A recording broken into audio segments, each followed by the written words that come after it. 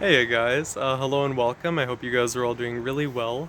This is gonna be probably a very quick video, but this here is a Little Red Riding Hood. It's a type of garden phlox. This here is in the family Polemoniaceae. It's a native to eastern North America, so native anywhere from about West Virginia down to about southern Georgia. So Kentucky, Tennessee, South Carolina, Georgia, that's kind of its natural range.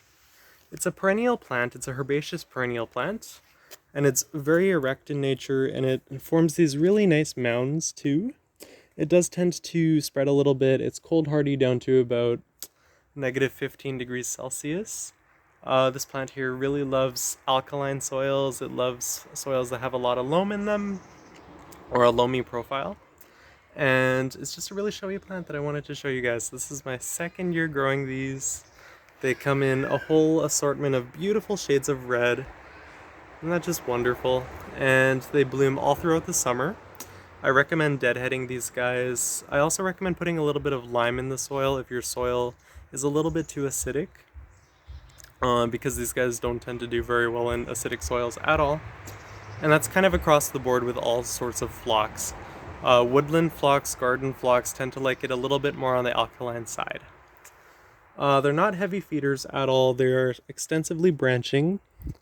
You can save the seeds. They germinate in about 2 to 3 weeks. They're very similar to the seeds of a verbena or like a marigold or taget. This here is purely an ornamental plant. Another thing I wanted to say. It's very, very effective at attracting butterflies. This looks fantastic on borders.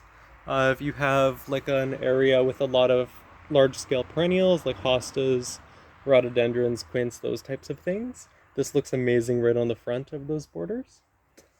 It's a full sun plant, so this one here is definitely not one that's gonna bloom very well for you if you grow them in shade. I think I already said this, but it's purely an ornamental plant. Don't recommend eating it. It's very susceptible to powdery mildew. If you get a little bit of powdery mildew on your plants, I highly recommend just spritzing them with a little bit of 2% milk. It works very well. It's an anti-fungicide.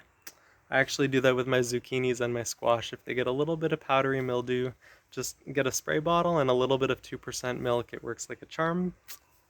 And they have a mature height of about 2 feet. Obviously, some phlox varieties are a lot higher, some exceeding 5 feet. Some of them are a little bit more dwarfed. But the Little Red Riding Hood one, the one in this particular video, just happens to be about 2 feet tall. They have a slight lemony aroma, and they're just absolutely amazing.